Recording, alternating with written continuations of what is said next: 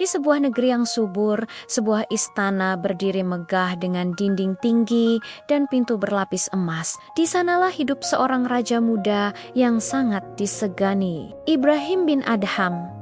Ia memiliki segala yang diimpikan oleh manusia.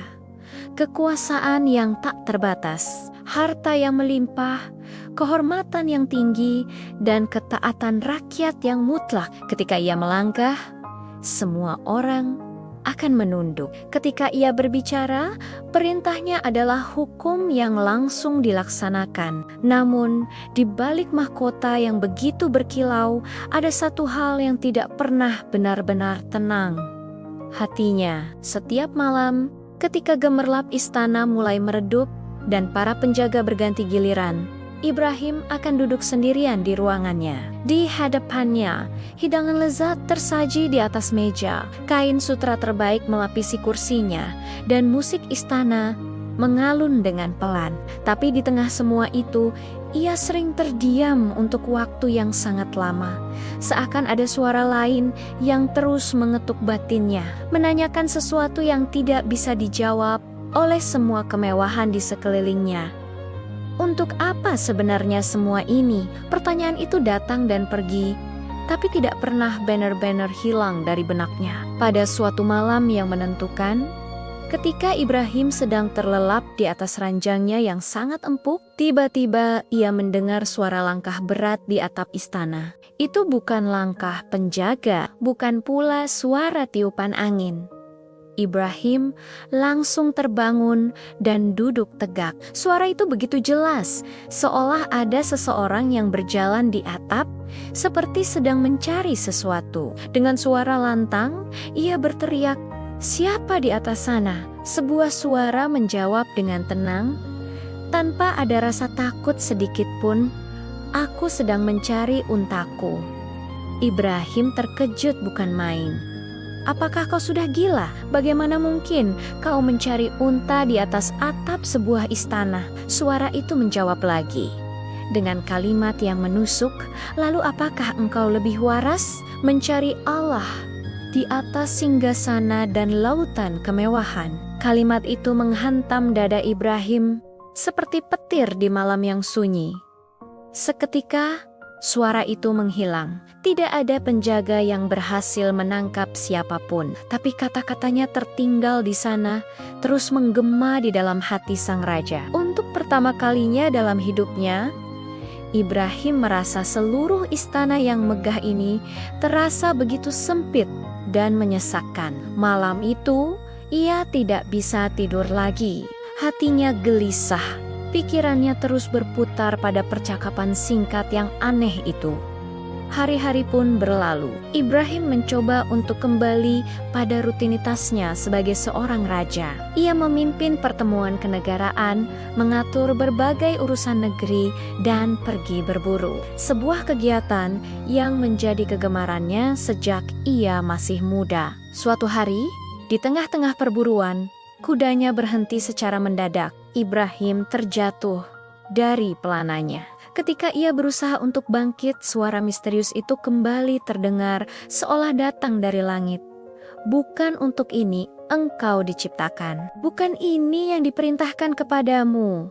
Ibrahim terdiam membeku. Tangannya gemetar, napasnya tersengal.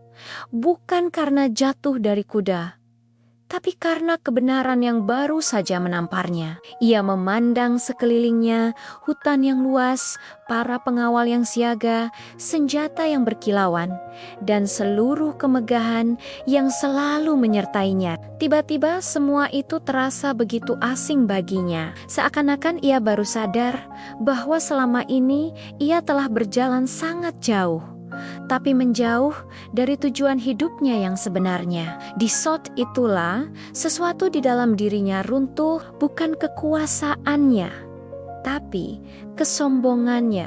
Malam itu, Ibrahim kembali ke istana dengan perasaan yang berbeda. Ia duduk dalam keheningan untuk waktu yang sangat lama.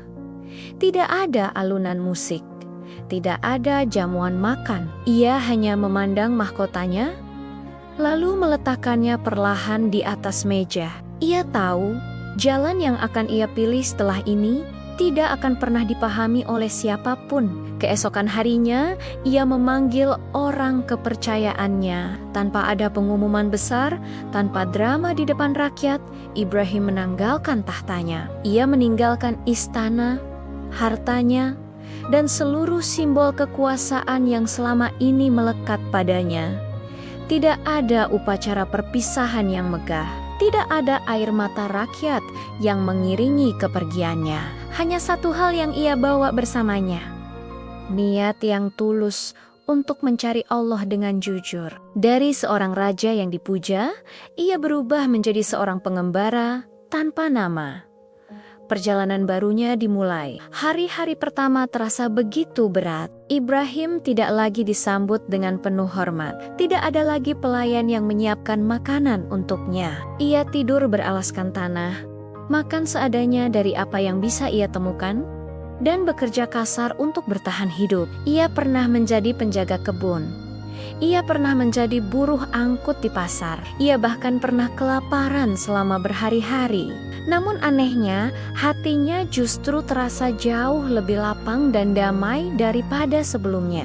Di malam-malam yang sunyi, di bawah langit terbuka, Ibrahim berdiri dalam sholat yang panjang. Tidak ada rakyat yang memujinya, tidak ada pengawal yang melindunginya. Hanya ada ia dan Tuhannya. Ia berdoa dengan air mata yang berlinang, "Ya Allah, aku telah meninggalkan dunia ini hanya demi-Mu. Jangan Engkau biarkan aku kembali mencintainya." Tentu saja, jalan ini penuh dengan ujian keikhlasan. Suatu hari, seseorang mengenalinya di keramaian. Orang itu bertanya, "Bukankah engkau Ibrahim bin Adham, raja yang dulu sangat berkuasa itu?" Ibrahim hanya tersenyum kecil, lalu menjawab dengan tenang, "Ia telah mati." Karena bagi Ibrahim, raja yang mencintai dunia memang telah mati. Dan yang hidup sekarang hanyalah seorang hamba yang sedang belajar untuk taat. Ia diuji dengan rasa lapar yang menyiksa, diuji dengan kehinaan di mata manusia, diuji dengan kesendirian yang mendalam. Tapi setiap ujian itu justru membersihkan hatinya sedikit demi sedikit. Seperti emas murni yang dimurnikan oleh api yang panas. Ia pernah berkata dalam salah satu nasihatnya, "Jika raja-raja di dunia ini tahu ketenangan yang kami rasakan, niscaya mereka akan memerangi kami hanya untuk merebutnya." Ibrahim bin Adham mengajarkan kita tentang makna kekayaan yang sesungguhnya. Ia berkata, "Kekayaan bukanlah banyaknya harta, tetapi sedikitnya keinginan."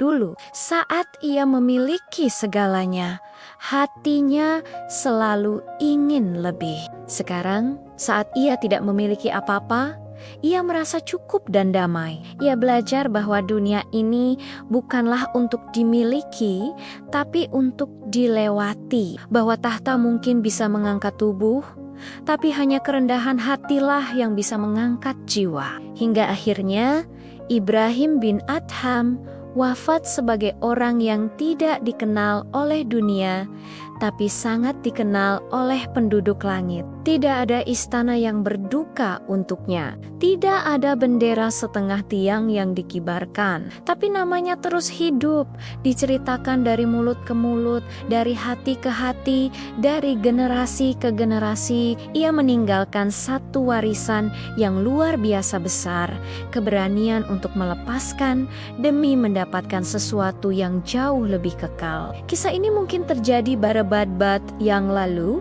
tapi pelajarannya masih sangat relevan untuk kita hari ini. Kita mungkin bukan seorang raja, kita mungkin tidak punya istana megah, tapi kita semua punya tahta kita masing-masing. Mungkin itu adalah jabatan kita, gengsi kita, ambisi kita yang tak pernah padam, rasa nyaman yang kita takuti untuk hilang, atau ketakutan kita akan kehilangan dunia. Kisah Ibrahim bin Adham bertanya kepada kita semua dengan pelan tapi sangat dalam. Apakah yang kau pegang erat hari ini mendekatkanmu kepada Tuhan, atau justru menjauhkanmu darinya? Ibrahim bin Adham turun dari singgasana dunia, agar ia bisa berdiri lebih dekat di hadapan Allah. Ia kehilangan mahkota, namun ia mendapatkan ketenangan yang tak ternilai. Ia meninggalkan dunia, namun dunia justru mengabadikan namanya, dan kisahnya terus berbisik hingga hari ini. Tidak semua yang kau lepaskan adalah sebuah kehilangan. Sebagian justru merupakan awal dari sebuah keselamatan. Terima kasih sudah menyimak kisah inspiratif ini. Semoga kita bisa mengambil pelajaran berharga darinya. Jangan lupa untuk share video ini dan subscribe channel kami untuk konten-konten penuh hikmah lainnya. Sampai jumpa.